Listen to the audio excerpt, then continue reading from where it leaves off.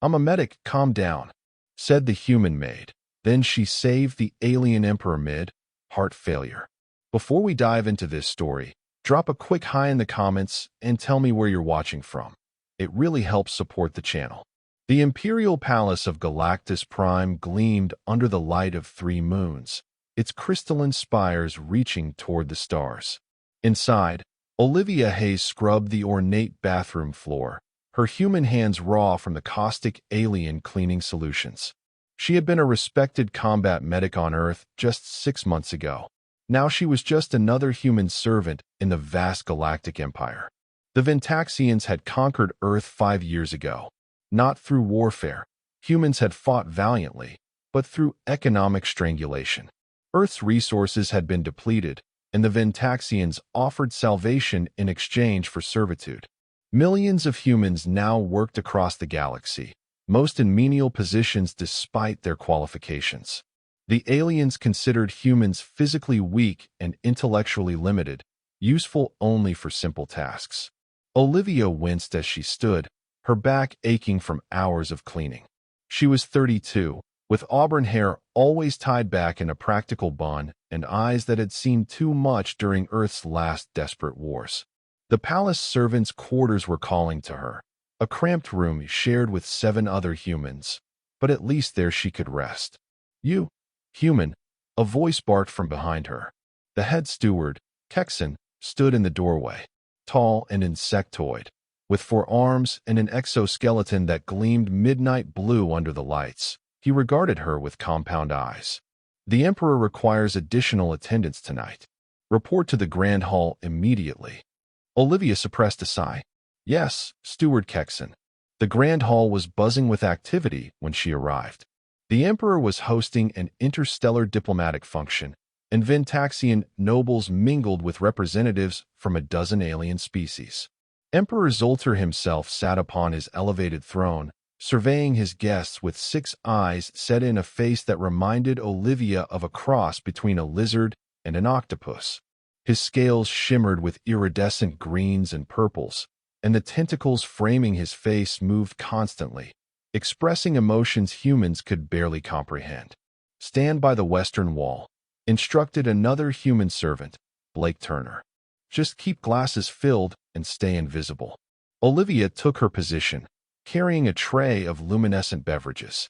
The Ventaxians barely acknowledged her presence as she moved among them, which suited her fine. She'd learned to be unobtrusive during her 5 months in the palace. As she worked, she listened to the conversations around her. Most were typical diplomatic small talk, but one exchange caught her attention. "The human integration experiment is a failure," said a Ventaxian official near her. "They're simply too primitive." "Perhaps," replied his companion, a visiting dignitary from the Dorisian Confederacy. "But we found them to be surprisingly adaptable when properly trained. Some of our medical facilities have begun using them for basic procedures." The first Ventaxian made a sound of disgust. Medical duties? Entrusting lives to creatures that still believed in supernatural deities until a century ago? Preposterous. Olivia's grip tightened on her tray. If only they knew about the advanced medical procedures she'd performed under artillery fire or the experimental gene therapies she'd helped develop before the conquest. A sudden commotion at the throne interrupted her thoughts. Emperor Zoltar had risen to his feet, one hand clutching at his chest, or rather, the central cavity where Ventaxians housed their primary cardiovascular organ. His face tentacles had gone rigid, and his scales were rapidly losing their luster, turning a dull gray. "The Emperor," someone shouted. "Something is wrong with the Emperor."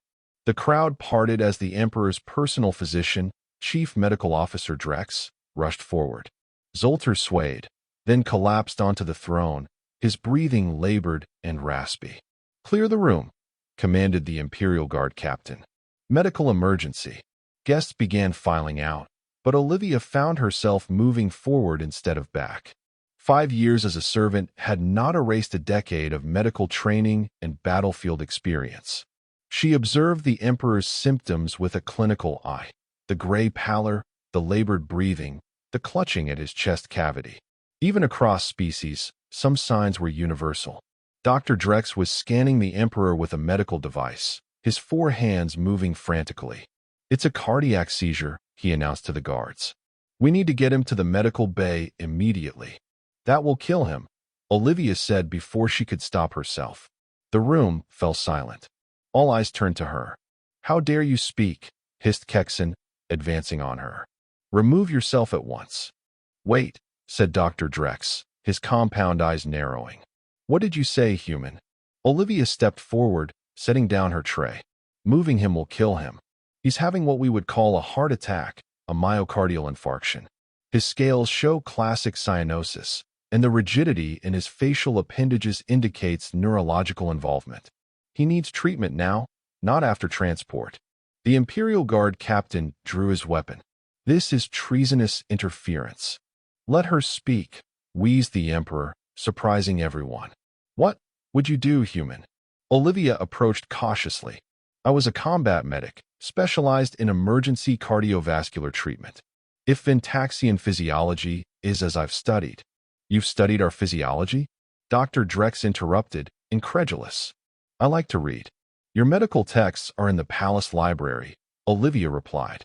"Emperor, your primary heart valve is likely obstructed. You need an emergency vasodilator and probably a manual cardiac reset." "Ridiculous," spat Kexon. "Dr. Drex is the finest physician in the Empire."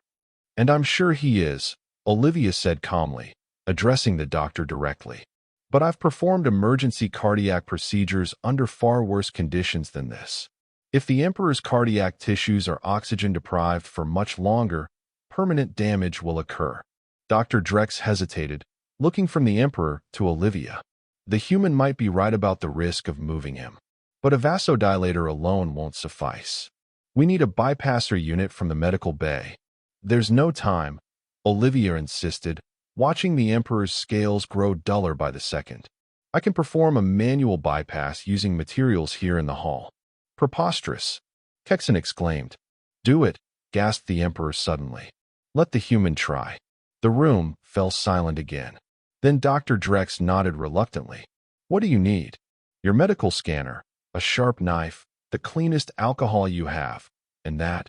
Olivia pointed to a crystalline decanter on a nearby table. "And I need everyone to calm down and give me space. Panic helps no one." As guards rushed to gather the items, Olivia turned to the steward. "Kexon, I need your help. Your hands are steadier than human hands." Surprised at being addressed directly, Kexon straightened. "Aye, very well." The Emperor's breathing was becoming more labored. Olivia quickly scanned him with Dr. Drex's medical device, confirming her suspicions. "It's a blockage in the primary ventral valve, as I thought. His secondary heart can't compensate much longer." She looked up at the gathered officials and guards. "I'm a medic. Calm down," she said firmly. "I need everyone to step back and let me work." To her surprise, they obeyed. Olivia turned to Dr. Drex. "I'll need to perform an emergency valve bypass. I'll guide the procedure, but your knowledge of Ventaxian anatomy will be crucial." The doctor nodded, his initial skepticism fading in the face of her confidence. Working quickly, Olivia created a makeshift surgical field around the Emperor. "I'll need to access the tertiary cardiac membrane," she told Dr. Drex. "What's the safest entry point?" "The left ventral seam," he replied, pointing to a location where the Emperor's scales formed a natural line. "But the procedure you're suggesting is unorthodox, I know," Olivia finished for him. "But I've performed similar emergency bypasses on humans. The principle is the same. Create a temporary shunt to bypass the blockage until proper medical intervention can be arranged."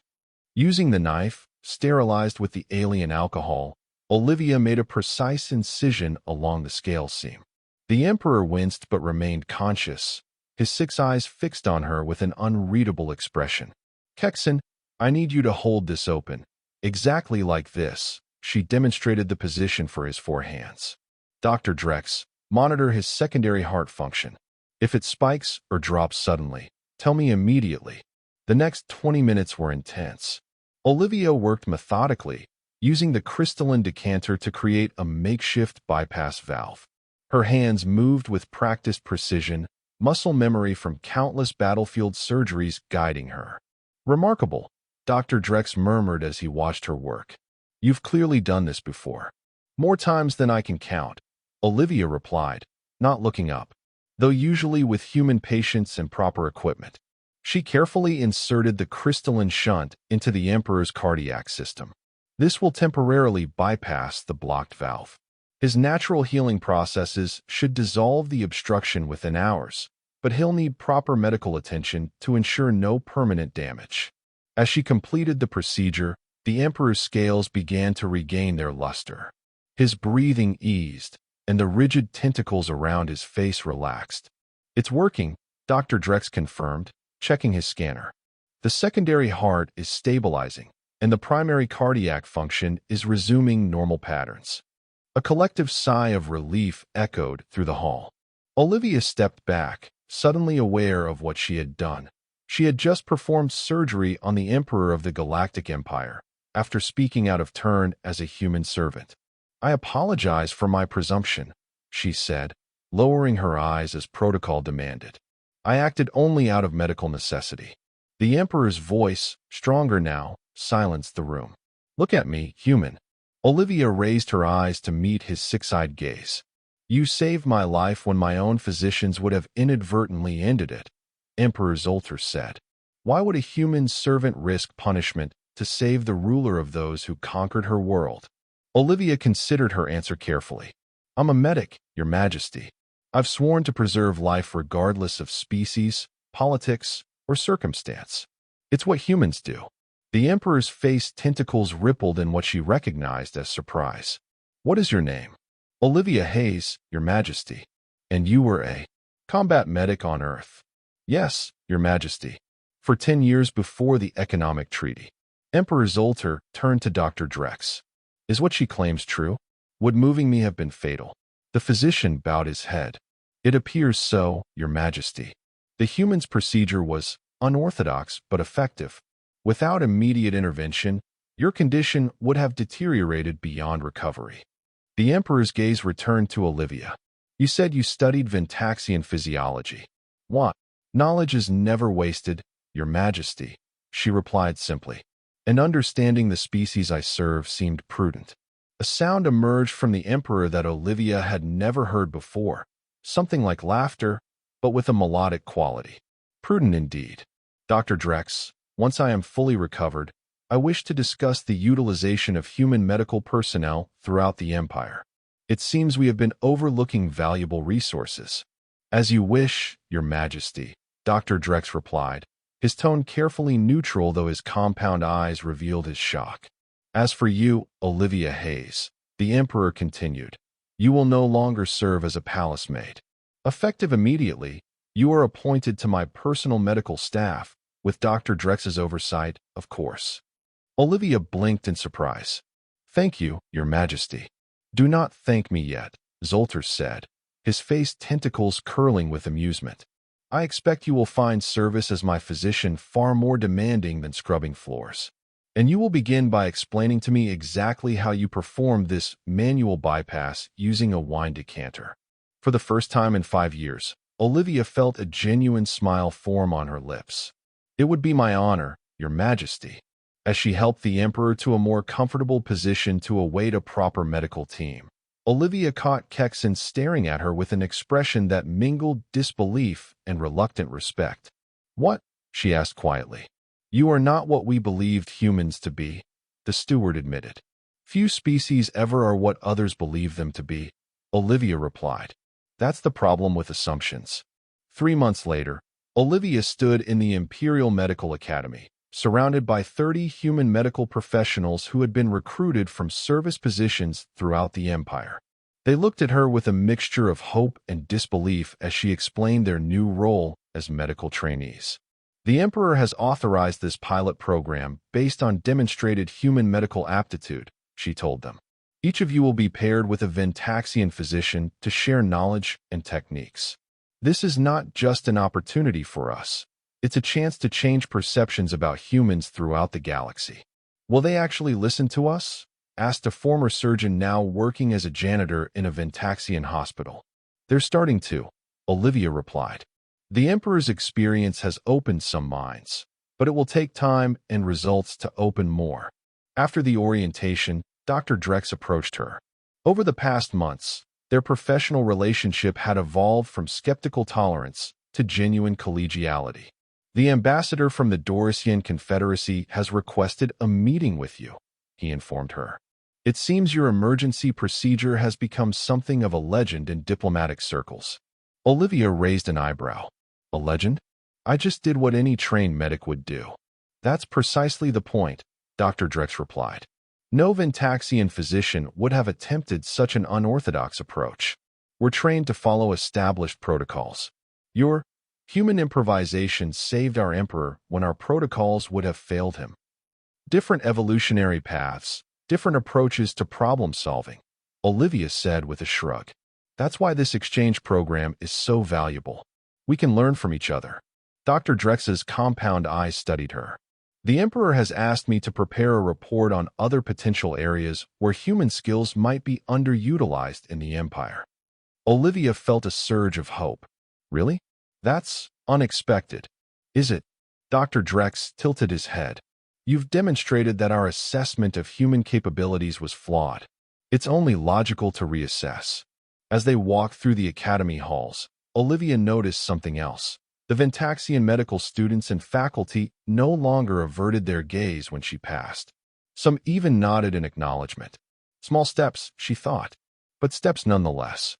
That evening, Olivia received a message from Emperor Zoltar himself, requesting her presence at a private audience the following day. She spent a restless night wondering what new development this might bring. When she arrived at the Emperor's private chambers, she found him not on his throne but seated at a simple desk, surrounded by data screens.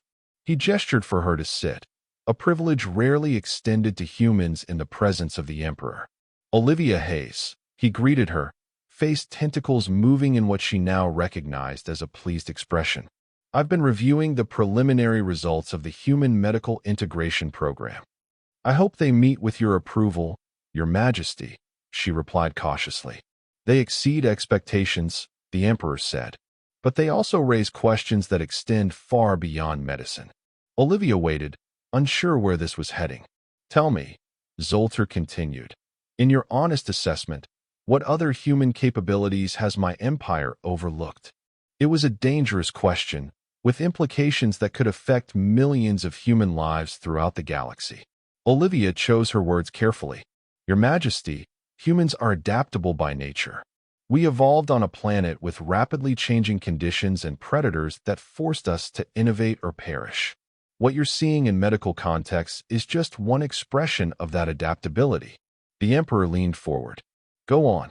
Engineering, crisis management, creative problem solving.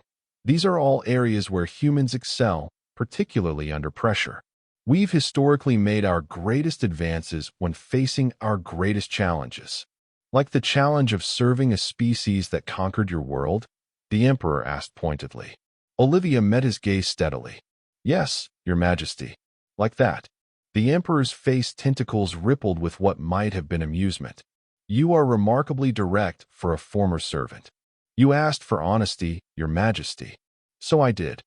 Zoltar manipulated a control, and a galactic map appeared between them. The Empire faces challenges on multiple fronts. The Corvani expansion threatens our outer territories. Resource shortages affect 3 central systems. And intelligence suggests the Xerillian Collective is developing weapons that could penetrate our defensive grids. Olivia remained silent, uncertain why the Emperor was sharing Imperial security matters with her. I am establishing a new advisory council, Zoltar continued. Not just of Ventaxians, but representatives from all species within the Empire, including humans. I want you to select 3 humans with expertise in strategic planning, resource management, and defensive systems to join this council. Olivia couldn't hide her shock. Your Majesty, this is unprecedented. So was performing cardiac surgery with a wine decanter, the Emperor replied dryly. The Empire has survived for 12 millennia by adapting and evolving. Perhaps it's time we reconsidered our approach to integration of conquered species, particularly yours. Hope blossomed in Olivia's chest, but she tempered it with caution. Some in your court will strongly oppose this. Without doubt, the emperor agreed. Change is rarely comfortable, but neither is cardiac failure, and I prefer to avoid both in the future of my reign.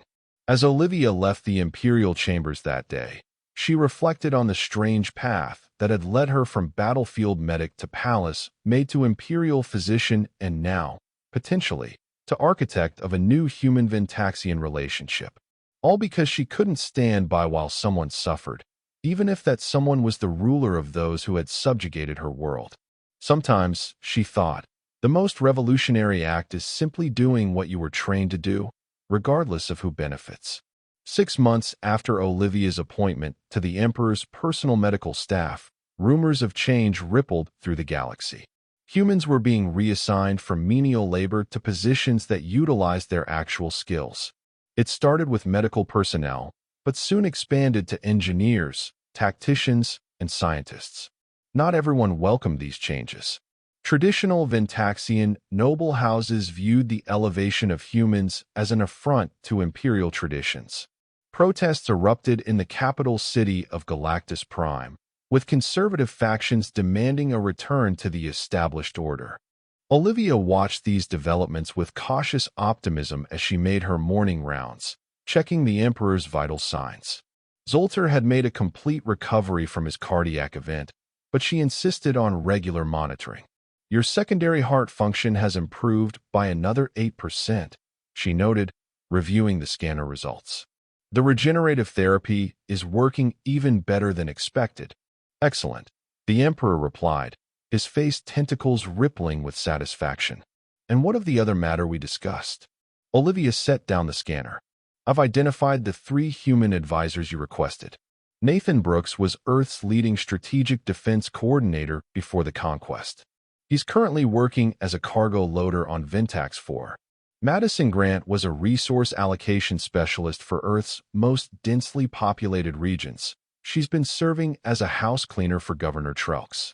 And Tyler Grant, no relation to Madison, was developing adaptive defense systems when the economic treaty was signed. He's been working as a maintenance technician in the Imperial Fleet's engine rooms. Have they been notified of their new assignments? Not yet, Your Majesty. I wanted your final approval first. The Emperor's 6 eyes blinked in sequence, a gesture Olivia had learned indicated thoughtful consideration. There will be significant resistance to humans joining the Imperial Advisory Council. Are these individuals capable of withstanding such pressure?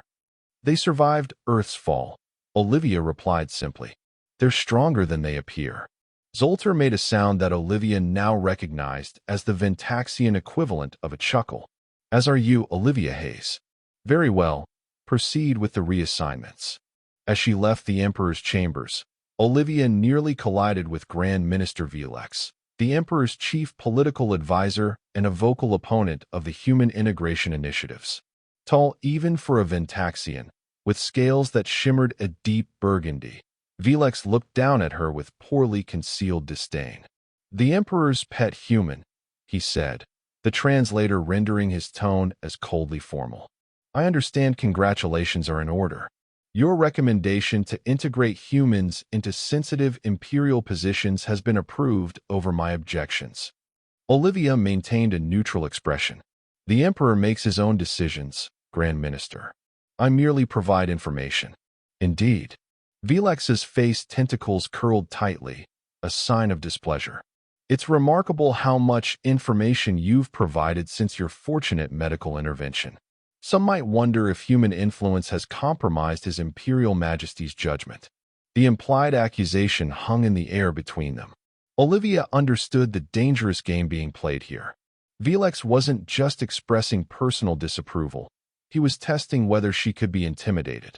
The Emperor's judgment is as sound as his health, which I'm pleased to report is excellent, she replied evenly. If you'll excuse me, Grand Minister, I have duties to attend to. As she walked away, Olivia felt Velex's compound eyes boring into her back. The confrontation confirmed what she already suspected. Resistance to human integration went beyond cultural conservatism. There were powerful Ventaxians who viewed humans as a threat to their political influence. That evening, Olivia met with Dr. Drex in the Palace Medical Laboratory. Their working relationship had evolved into a genuine friendship, rare between their species.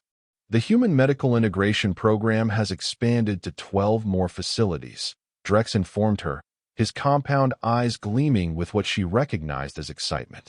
The results continue to exceed expectations. Your species' approach to emergency medicine has proven particularly valuable. Battlefield experience, Olivia explained, examining cellular samples under a microscope. Humans have unfortunately had plenty of practice at improvising medical care under adverse conditions. A skill set the Ventaxian Empire has lacked, Drex admitted. Our medical practices developed during millennia of relative stability. Olivia looked up from the microscope. Any update on the resistance to the integration programs? Dr. Drex's antennae flattened slightly, a sign of concern. Grand Minister Velex has been meeting with military officials. There are whispers of dissatisfaction among certain noble houses. Whispers can become shouts, Olivia murmured. Indeed. The Emperor's decision to appoint humans to the Advisory Council has intensified opposition. Some fear it represents the beginning of a fundamental shift in imperial power dynamics. They're not wrong, Olivia said quietly, but not in the way they imagine. Dr. Drex tilted his head questioningly. This isn't about humans gaining power over Ventaxians, Olivia clarified. It's about creating a truly integrated empire where all species contribute according to their capabilities. The Emperor understands this. Some of his ministers apparently don't. Change is difficult for Ventaxians, Drex said. Our evolutionary history rewarded stability and caution. Rapid change triggers deep ancestral fears. Olivia considered this. Then we need to demonstrate that integration strengthens stability rather than threatening it. How? By solving a problem the traditional approach can't handle, Olivia replied, an idea forming in her mind. Something that requires the kind of adaptive thinking humans excel at. 2 days later, opportunity arrived in the form of crisis. Olivia was attending the first official meeting of the newly formed human advisors when an emergency alert echoed through the palace. The Corvani expansion has launched a surprise attack on the Nyx system, announced the Imperial Security Chief, bursting into the chamber. 3 colonies are under siege, and our defense fleet is scattered across the sector on training exercises. Emperor Zoltar rose from his throne. Convene the War Council immediately. As the chamber emptied, Olivia exchanged glances with Nathan Brooks, the former Earth Defense Coordinator. His expression reflected her own thoughts. This crisis could either doom the Human Integration Initiative or prove its value beyond question. We should go, she said quietly to Nathan and the other human advisors. Go where? Asked Madison Grant. We haven't been invited to the War Council. No, agreed Nathan, understanding Olivia's intent. But we might have insights they need. Better to ask forgiveness than permission in a crisis. The Imperial War Room buzzed with frantic activity when they arrived. Holographic displays showed Corvani warships surrounding Ventaxian colonies. Military commanders argued over response strategies while Emperor Zoltar listened, his face tentacles rigid with tension. Grand Minister Velex noticed the humans first. This is a restricted session, he snapped. Remove yourselves immediately. Let them stay, the Emperor countered, surprising everyone. Fresh perspectives may be valuable. Velex's scales darkened with anger, but he bowed in compliance. For 20 minutes, Olivia and the human advisors observed as the Ventaxian commanders outlined conventional response options. Each was methodically analyzed and found wanting. Reinforcements would arrive too late. Defensive capabilities of the colonies were insufficient, and communication with the scattered fleet was being jammed by Corvani technology. The colonies will fall before we can mount an effective response, concluded the defense minister grimly. We must prepare for a counteroffensive to reclaim them. And abandon our citizens to Corvani occupation? The Emperor asked, his voice sharp. An uncomfortable silence fell over the war room. May I speak, Your Majesty? Nathan Brooks stepped forward, his voice steady despite the hostile stares from several Ventaxian officials. The Emperor nodded. The Corvani attack pattern suggests they expect a conventional Imperial response, Nathan observed, studying the holographic battle display. They've positioned their forces to intercept reinforcements from your nearest military bases. But what if we don't respond conventionally? Explain, demanded the defense minister. Nathan gestured to the display. The Corvani have jammed long-range communications to prevent coordination with your scattered fleet. But they're using a modulated frequency disruptor. We encountered similar technology during Earth's resource wars. He turned to Madison Grant. Madison, if the Imperial technicians gave you access to their communication arrays, could you implement a fractal transmission protocol? Madison's eyes lit up with understanding. Theoretically, yes. It would require reprogramming the transmission nodes to cycle through frequencies in a pattern only the receiving ships would recognize. The Corvani jammers would block individual frequencies, but not the pattern itself. This is absurd, interrupted Grand Minister Velex. You suggest entrusting Imperial communication systems to humans using untested Earth technology? Not untested, Tyler Grant spoke up. We used similar systems during the Australian resource conflict. It allowed our forces to coordinate despite enemy jamming that was technically superior to our equipment. Emperor Zoltar's face tentacles uncurled slightly, a sign of interest. How quickly could this be implemented? With access to your systems and technical assistance from your engineers, we could have a prototype within 3 hours, Madison replied confidently. And if it fails? Asked Velex. Then we're no worse off than we are now, Olivia pointed out. The colonies are lost either way under the current approach. The Emperor was silent for a long moment, his 6 eyes blinking in sequence. Then he turned to his defense minister. Give them what they need. What followed was a flurry of activity that Olivia would later recall as one of the most intense collaborative efforts between humans and Ventaxians since first contact. Madison and Tyler worked alongside Imperial engineers, translating Earth communication protocols to Ventaxian systems. Nathan Brooks coordinated with military strategists, developing a response plan that utilized the scattered fleet's positions rather than fighting against them. Olivia found herself serving as a bridge between the species, translating not just terminology but thought processes. Where Ventaxian engineers approached problems sequentially, humans jumped between concepts in ways the aliens found initially chaotic but ultimately effective. It's like watching 2 entirely different neural architectures attempting to synchronize, Dr. Drex commented as he observed the collaboration. That's exactly what's happening, Olivia replied. The key is recognizing that both approaches have value. 6 hours later, the modified communication system was ready for deployment. The war room fell silent as Madison initiated the fractal transmission protocol. For several agonizing minutes, nothing happened. Then, one by one, signals from the scattered Imperial fleet appeared on the holographic display. Communication established with 87% of fleet vessels, announced the communications officer, his voice tinged with disbelief. Implement Brooks Maneuver Alpha, Nathan instructed, referring to the distributed response strategy he had developed with the Ventaxian tacticians. Across the Nyx system, Imperial ships began executing coordinated micro-jumps, appearing briefly to strike Corvani vessels before vanishing again. The tactic confused the Corvani commanders, who had prepared for a conventional frontal assault from consolidated forces. The Corvani flagship is adjusting its jamming frequencies, Madison reported. Implementing countermeasure sequence now. The fractal transmission pattern shifted, maintaining contact with the Imperial fleet despite the Corvani attempts to disrupt it. On the holographic display, the coordinated hit-and-run attacks continued, gradually forcing the Corvani ships to break their siege formations. 2 hours into the battle, the tide had clearly turned. 3 Corvani cruisers had been disabled, and their remaining forces were beginning to retreat.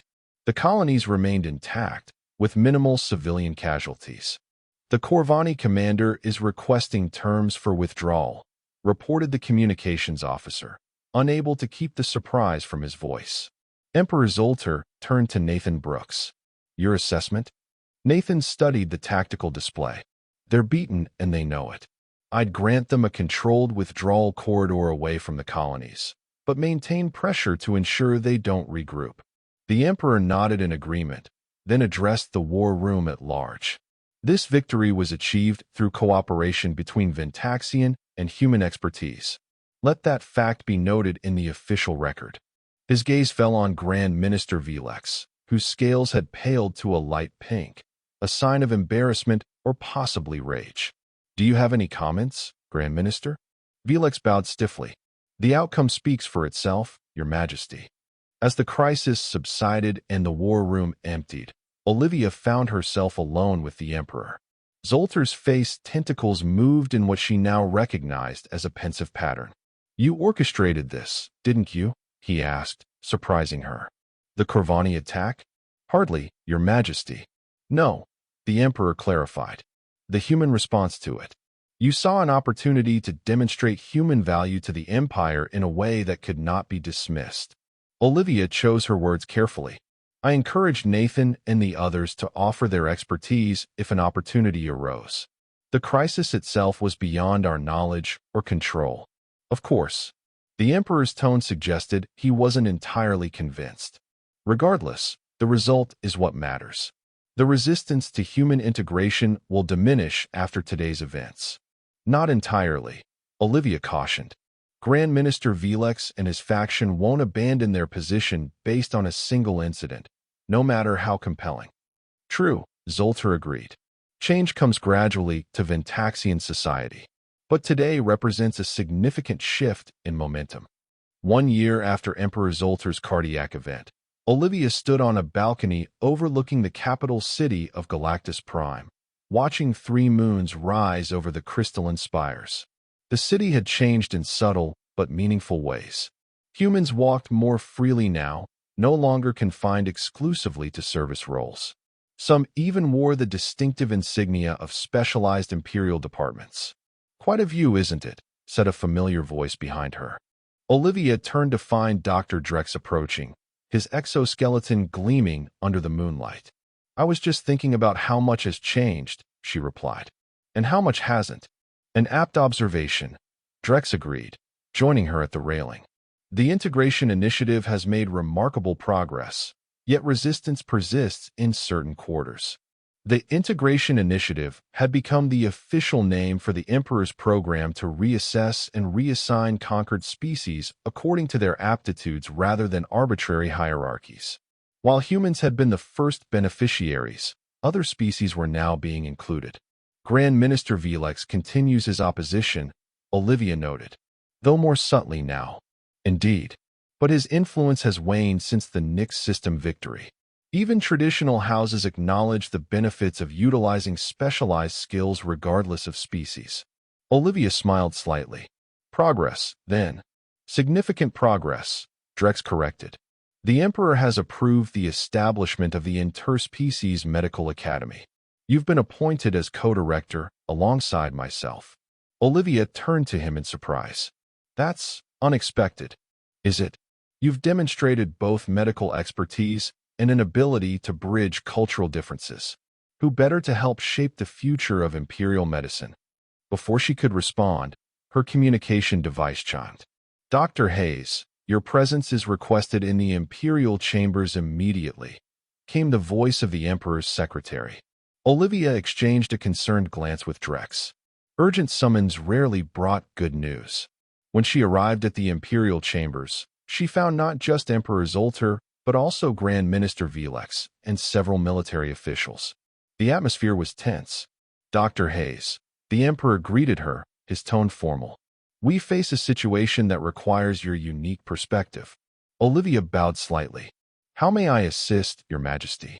Zoltar gestured to a holographic display showing what appeared to be a massive spacecraft of unfamiliar design. This vessel appeared at the edge of Imperial space 3 hours ago. It has not responded to communication attempts, but has made no aggressive moves. Our analysts believe it may be an exploratory craft from beyond the known galactic rim. First contact with a new species, Olivia murmured, understanding the significance. Precisely, confirmed the Emperor. And here lies our dilemma. Traditional imperial protocol dictates a show of military strength to establish dominance in first contact scenarios. A protocol that has served the Empire for millennia, interjected Grand Minister Velex. New species must understand the power hierarchy from the outset. The Emperor's face tentacles moved in a pattern Olivia recognized, as indicating internal conflict. Yet I find myself questioning whether this approach remains optimal. The integration initiative has demonstrated that cooperative relationships can yield benefits beyond those achieved through subjugation. You're considering a peaceful approach to first contact, Olivia realized. I am considering all options, Zolter clarified, including perspectives from species who have experienced first contact from the receiving end. Grand Minister Velex's scales darkened. This is precisely the danger I have warned against.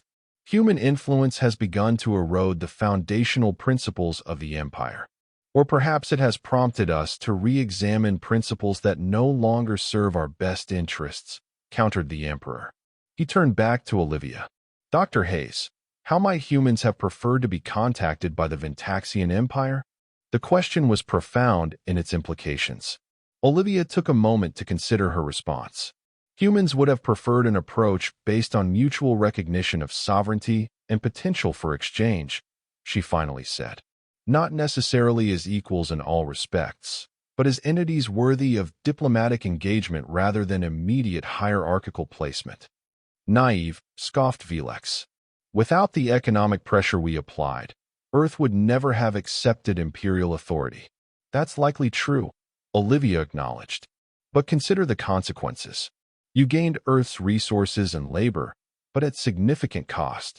Administrative oversight, resistance management, lost potential from misallocated human talents. Only now, 5 years later, are you beginning to realize the full value humans might have offered from the beginning. The Emperor's face tentacles uncurled slightly, a sign he was receptive to her argument.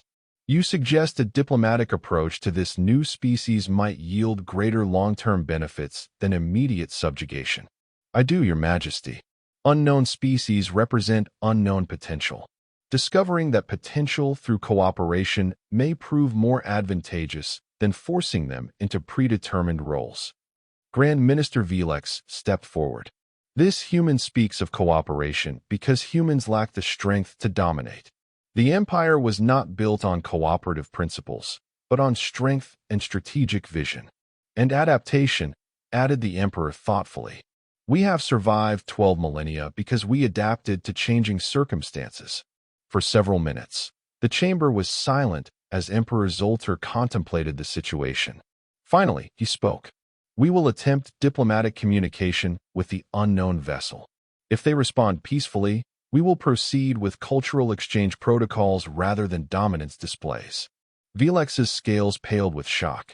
Your Majesty, this represents a fundamental departure from imperial tradition. Perhaps it is time for such a departure, replied the Emperor. Dr. Hayes, I want you to join the first contact team. Your experience may prove valuable in establishing communication. 3 days later, Olivia found herself aboard the Imperial diplomatic vessel approaching the massive alien ship. Initial attempts at communication had yielded tentative responses, simple mathematical sequences suggesting intelligence, but no translatable language yet. Remarkable design, commented Nathan Brooks, who had also been appointed to the contact team for his strategic expertise. The propulsion system appears to operate on principles entirely different from Imperial technology. Another reason for a diplomatic approach, Olivia noted. There's technology to be learned here. The Imperial communication specialist, a Ventaxian named Trellis, turned from his console. We're receiving a more complex transmission. It appears to be visual data. The main screen activated, showing what appeared to be a star map, with one star highlighted. They're telling us where they're from, Olivia realized. Responding with our location would be the logical next step. Grand Minister Velex, who had insisted on joining the mission despite his objections to its approach, stepped forward. We will not reveal Imperial star charts to an unknown species. Without reciprocal exchange, communication will stall, Olivia argued. The dispute was interrupted by Emperor Zoltar himself, who had chosen to observe from a separate chamber. His voice came through the communication system. Provide a simplified star chart showing Galactus Prime and major Imperial worlds. If they are advanced enough to reach us, they have likely already observed these stars. The exchange of information continued gradually over hours, then days. The alien species, who eventually identified themselves as the Novan Collective, turned out to be explorers from a civilization beyond the galactic rim. They had developed entirely different technologies and cultural structures than those known in the Empire. To everyone's surprise, it was Grand Minister Velex who made the crucial breakthrough in communication. His expertise in imperial diplomatic protocols, when combined with Olivia's insights into first-contact psychology, created a framework that bridged the vast differences between the species. 2 weeks into the negotiations, Emperor Zoltar summoned Olivia to his private chambers. She found him reviewing data from the ongoing cultural exchange. The Novan propulsion technology could revolutionize imperial transport, he observed as she entered. Their medical sciences appear less advanced than ours in most areas, but their neural regeneration techniques exceed anything in the Empire. A mutually beneficial exchange, then, Olivia noted. Precisely. The Emperor's face tentacles moved in a pattern she had come to recognize as satisfaction. The first such exchange in imperial history based on diplomatic negotiation rather than conquest or coercion. A historic shift, Olivia agreed. One that would not have occurred without your influence, Zoltar acknowledged. Your intervention during my cardiac event did more than save my life, Dr. Hayes. It initiated a transformation in imperial policy that may well define my reign. Olivia considered her response carefully. The credit belongs to you, Your Majesty. Many rulers would have dismissed the incident once recovered, returning to established patterns. You saw the implications and had the courage to pursue them despite resistance. The Emperor made the melodic sound that passed for Ventaxian laughter. Perhaps we both deserve some credit. Which brings me to the purpose of this meeting. He activated a holographic display showing Earth, a sight that sent an unexpected wave of emotion through Olivia. She hadn't seen her homeworld, even in holographic form, in over 5 years. The integration initiative has proven its value, Zoltar continued. I am prepared to extend its principles to Earth itself. The Economic Servitude Treaty will be replaced with a new alliance agreement, recognizing Earth as a semi-autonomous member world of the Empire rather than a subjugated territory. Olivia stared at the holographic Earth, struggling to process the implications. That would change everything for millions of humans. Indeed, Earth would maintain its own governance under imperial oversight, and the mandatory service requirements would be replaced with voluntary exchange programs. Humans with specialized skills would be offered positions throughout the Empire with appropriate compensation and status. Grand Minister Velex will oppose this vigorously, Olivia cautioned, finding her voice. Surprisingly, he has already offered qualified support, Zoltar replied. The Novan negotiations have apparently influenced his thinking. He suggested that formalizing Earth's status might strengthen imperial stability by reducing resistance and increasing voluntary contribution. Olivia couldn't help but smile. He's adapting. As we all must, the Emperor agreed. I would like you to serve as Earth's first imperial liaison. You would work with both Earth's government and imperial administration to implement the transition. The offer stunned her. I would be honored, Your Majesty. But I'm a doctor, not a diplomat. You are both, Olivia Hayes, whether you recognize it or not. Your medical training taught you to diagnose problems and implement solutions. Your time in the Empire has taught you to navigate complex political and cultural currents. These are precisely the skills the position requires. As Olivia left the Emperor's chambers that day, she paused to look out at the 3 moons of Galactus Prime. 5 years ago, she had been a combat medic on a dying Earth, then a maid in an alien palace. Now she would help reshape the relationship between her homeworld and the vast empire that had conquered it. All because she couldn't stand by while someone suffered. even if that someone was an alien emperor whose species had subjugated her own. 2 years later, Olivia stood in the newly established Earth Embassy on Galactus Prime, watching a delegation of human scientists, engineers, and medical professionals arrive for the first official exchange program. Among them were former servants, soldiers, and civilians who had once been deemed suitable only for menial labor. Dr. Drex joined her at the observation window. "A remarkable sight," he commented. "If someone had told me 3 years ago that humans would be welcomed as colleagues rather than servants, I would have questioned their sanity." "Change happened slowly, then all at once," Olivia replied, "though there's still resistance in some quarters. Less with each successful integration," Drex noted. "The Novan Collective Treaty has silenced many critics, and the technological exchange programs have benefited all species involved." The door slid open, and to Olivia's surprise, Grand Minister Velex entered.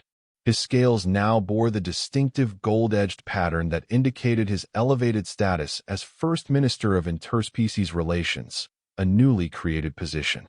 "Minister Velex," Olivia greeted him with a respectful nod. "I didn't expect you at this reception. The first official Earth delegation merits appropriate recognition," Velex replied formally. Then, more quietly, "Besides, I find I have developed a certain appreciation for human adaptability. It has proven instructive." Coming from Velex, this was extraordinary praise. Olivia inclined her head in acknowledgement. "The Empire's adaptability has proven equally instructive, Minister." Velex's face tentacles curled in what Olivia now recognized as wry amusement. "Indeed. Who would have thought that a palace maid performing emergency surgery would initiate such profound changes?" The Emperor refers to it as the Hayes paradigm in private council sessions. Before Olivia could respond to this surprising revelation, the embassy doors opened to admit Emperor Zoltar himself. The room fell silent as he entered, his imperial regalia glittering under the lights.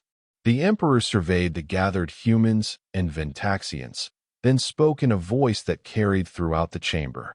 3 years ago, a human servant stepped forward when protocol dictated she remain silent. Because she did, I stand here today. And because she did, the Empire stands stronger than ever before." His gaze found Olivia in the crowd. The true strength of any civilization lies not in conquest, but in recognizing value wherever it exists. Earth has joined the Empire not as a conquered world, but as a partner in our shared future. This marks the beginning of a new imperial era, one defined by integration rather than subjugation. As applause filled the embassy, Olivia reflected on the journey that had brought her here.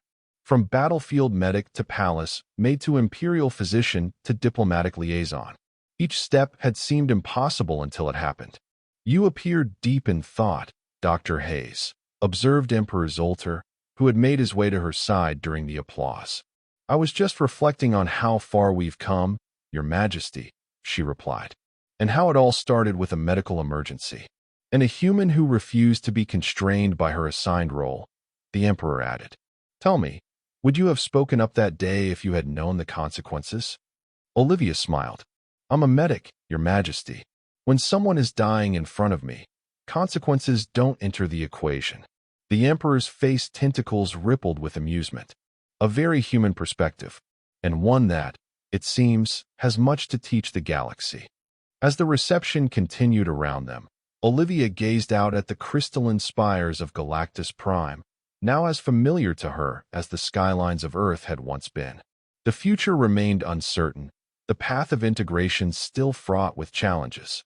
But for the first time since Earth's conquest, that future held genuine promise, not just for humans, but for all species willing to recognize value beyond their own kind.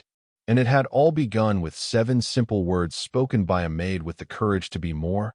"I'm a medic. Calm down." And that was the end of the story. If you listened all the way to here, don't forget to leave feedback about what you thought of the story in the comments, whether positive or negative. Your feedback helps us improve. Also leave your like and subscribe to the channel for more stories like this one. And I'll leave here on the screen another video that I'm sure you'll like. Big hug, and see you in the next story.